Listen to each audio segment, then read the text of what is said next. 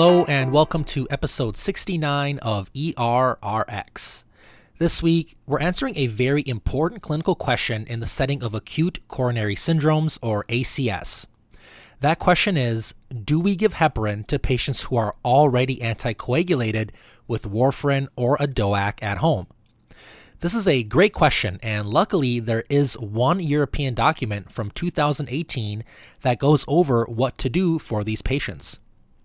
As we go forward, I'll specifically talk about unfractionated IV heparin, since that's what my site uses, but I am aware that other sites may use enoxaparin or bivalirudin for ACS, and if you do, you'll have to do your own digging for dosing recommendations. Also remember that we don't have the best evidence for any of these recommendations, and most of them are based on observational studies and expert opinion. So, let's start with the emergent scenario that the ER staff will most often see: a patient with a STEMI or non-ST elevation ACS undergoing emergent primary PCI. If the patient is on warfarin or a DOAC at home, you would just give the standard heparin bolus dose regardless of when the patient last took their home anticoagulant. Easy. So that answers about 90% of the questions that I get, so if you take anything away from this episode, let that be it. But there are some other slightly more complex scenarios that we can quickly discuss. If you have a patient with non-ST elevation ACS where invasive treatment is delayed, the recommendations for heparin are a little different. If the patient is on a DOAC, they again recommend giving IV heparin at standard doses, irrespective of the time the patient last took their DOAC. It's important to note that some sites may do things a little differently here, like hold the heparin bolus and just start the heparin infusion, or give a lower heparin bolus dose along with the infusion. But if the patients are on warfarin with an INR greater than 2.5, we have the option of holding the heparin bolus or giving a lower dose.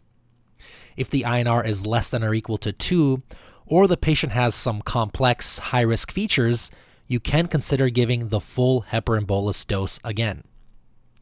This nuanced decision is best discussed with the cardiology team, or you should refer to your institution's protocol, since practice will most definitely vary by site and probably by provider. In the setting of elective PCI, we again have some minor differences. If the patient is on warfarin, we can consider holding the heparin bolus or giving a lower dose, especially if the INR is greater than 2.5. The data for patients on DOACs is much more limited and inconsistent, but overall, the recommendation is to usually hold DOACs for 12 to 48 hours, depending on the agent the patient is on, their renal function, and the cardiologist's or institution's preferences. They also recommend not bridging these patients while the DOAC is held.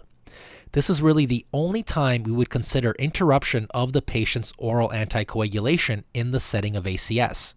In every other scenario, we would continue the warfarin or the DOAC peri-PCI. You would then give the standard heparin bolus at the time of PCI. So now that we have the anticoagulation aspect figured out, what about the aspirin and the P2Y12 inhibitor? This is more straightforward. All patients with ACS, regardless of if they're on warfarin or a DOAC, will get the aspirin load immediately. All patients should also receive a P2Y12 inhibitor, with 300 to 600 milligrams of clopidogrel being preferred over ticagrelor and prasugrel due to higher bleeding rates with these other agents. And please note that GP2B3A inhibitors should be avoided if at all possible, unless of course it's ordered by cardiology for bailout, life-threatening situations. I don't have time to go into post-procedural and post-discharge therapy, both of which can get pretty complex, but please read the guideline for yourselves to get a better handle on this aspect of care. I will post some diagrams that summarize most of the things I discussed today on errxpodcast.com and the ERRX Podcast Instagram page, so make sure you check those out. In conclusion, for almost all situations you would see in the hospital, do not hold oral anticoagulation prior to PCI, unless the patient is on a DOAC and PCI is delayed, in which case you can consider holding the DOAC until the procedure. Crystal clear. This recommendation comes from a few studies that showed that holding oral anticoagulation and bridging with heparin or enoxaparin leads to higher bleeding rates. Next up, in any anticoagulated patient with ACS going straight to the cath lab, give a standard heparin bolus regardless of when the patient took their dose of the oral anticoagulant. For non-ST elevation ACS where invasive treatment is delayed, it gets a little nuanced. Here we can hold the heparin, give a full bolus dose, or give a lower bolus dose depending on the patient's INR if they are on warfarin, or we can go ahead and give the standard heparin bolus if they are on a DOAC.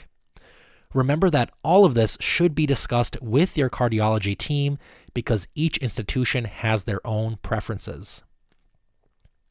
As always, thank you so much for your time. Don't forget to click on the show notes where you can find links to where you can leave me a review, subscribe to the pod, check out my references, and even support the show on buymeacoffee.com. With that said, I'd like to shout out friend of the pod, MNFarmD, for hitting me up with 5 coffees. Thank you so much.